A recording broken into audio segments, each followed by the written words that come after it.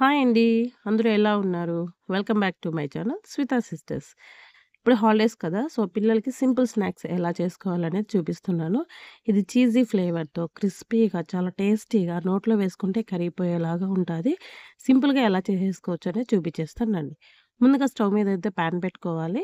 So, ఇందులోకైతే ఒక half cup వరకు అయితే పాలు వేసుకొని బాగా మరిగించుకోవాలి. ఇలా మరుగుతున్నప్పుడు హాఫ్ కప్ వరకు అయితే మనము చీజ్ వేసుకోవాలి. అవును. మీ దగ్గరొచ్చేసి అంటే మనకి పేపర్‌లాగా ఒస్తాయి గదా! సో, అలాంటివి ఉంటే ఒక 2 స్లైసెస్ వరకు వేసుకోండి. లేదా ఈ విధంగా మొజరెల్లా చీజ్ ఏదైనా ఉంటే ఒక హాఫ్ కప్ వరకు వేసుకోండి. సో, ఇలా మరుగుతున్న పాలల్లోకి వేస్తే సో, ఇది బాగా మెల్ట్ అవుతుందనమాట. సో, మెల్ట్ అయినా కాకుండా ఇలా అనిపిస్తుంది. కానీ మనము అంతా ప్రాసెస్ అయ్యేలోపు మనకు సరిపోతది. అలాగే ఇందులోకి హాఫ్ కప్ వరకు అయితే వెన్న కూడా వేసుకోవాలి. అంటే మెల్టెడ్ రూమ్ టెంపరేచర్‌లో ఉన్నదైతే వేసుకోవాలి.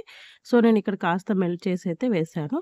సో, ఇదంతా వేసుకొనేసి 3 బాగా మిక్స్ అయ్యేలాగా అయితే ఈ విధంగా అయితే కలిపేసుకోండి. సో, మిక్స్ కానట్లే ఉంటాది. కానీ ఫైనల్‌గా అయితే టేస్ట్ చాలా బాగా వస్తది. సో, ఇదంతా వేసుకున్న తర్వాత ఇప్పుడు ఒక 1 ½ కప్ వరకు అయితే గోధుమ పిండి. సో, దీని ప్లేస్‌లో మీరు మైదా పిండి కూడా తీసుకోవచ్చు. బట్ నేనైతే గోధుమ పిండి ప్రిఫర్ చేస్తున్నాను. సో, అలాగే కొద్దిగా సాల్ట్ కూడా ఒక హాఫ్ టీ స్పూన్ వరకు సాల్ట్ వేసి అన్నీ బాగా మిక్స్ అయ్యేలాగా స్టవ్ లో ఫ్లేమ్‌లో పెట్టుకొనేసి ఈ విధంగా ఒకసారి అయితే మిక్స్ చేసుకోండి. పిండంతా కాస్త బాగా మిక్స్ అయిన తర్వాత స్టవ్ ఆపేసి ప్లేట్ పెట్టుకోవచ్చు. సో, బాగా కాకపోతే చీజ్, పిండి అంతా బాగా కలిసేలాగా అయితే కాస్త గట్టిగా నొక్కి కలపాలి. సో, అప్పుడే మనకైతే బాగా చెమ్మగా అంతా పీల్చుకుంటుంది.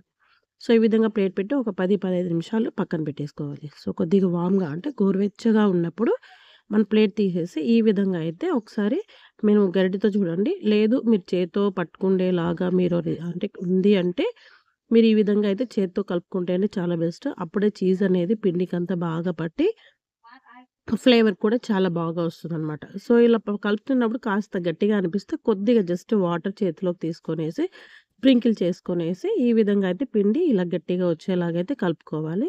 సో, ఇలా పెట్టుకున్న దాన్నైతే ఇప్పుడు మనం సేమ్ చపాతీ మనం తీసుకొనేసి ఎలా అయితే చపాతీ చేస్తామో అలాగా జస్ట్ కొద్దిగా పిండి చల్లేసి, ఈ విధంగా రోల్ చేసేసుకొనేసి, ఈ విధంగా అయితే ప్రెస్ చేయాలి. చూడ్డానికైతే ఇలా విడిపోయినట్లు అనిపిస్తుంది. కాకపోతే మరి నూనెలో వేసినప్పుడు మాత్రం చాలా మంచిగా వస్తది. సైడ్స్ అంతా బాగా ఇలా కట్ చేసుకొనేసి, సో, ఈక్వల్‌గా ఉండేలాగా ఒక షేప్ మీ ఇష్టం ఎలా కావాలంటే అలా షేప్స్ వేసుకోవచ్చు.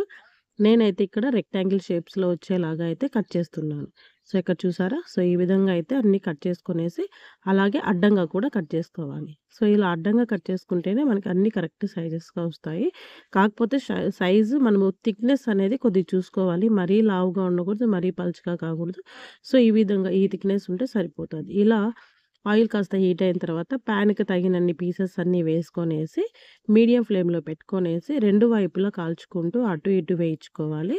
సో, ఇలా కాకపోతే బాగా మంచి కలర్ వచ్చేంత వరకు వేయించుకోండి. బట్ హై ఫ్లేమ్‌లో మాత్రం పెట్టకండి. లేదంటే మనకి బాగా నల్లగా అయిపోతాది. లోపలైతే మెత్తగా ఉండిపోతది. సో, అలా గాకుండా క్రిస్పీగా కావాలి అంటే ఇలా మీడియం ఫ్లేమ్‌లో పెట్టుకొని వేయించుకోవాలి.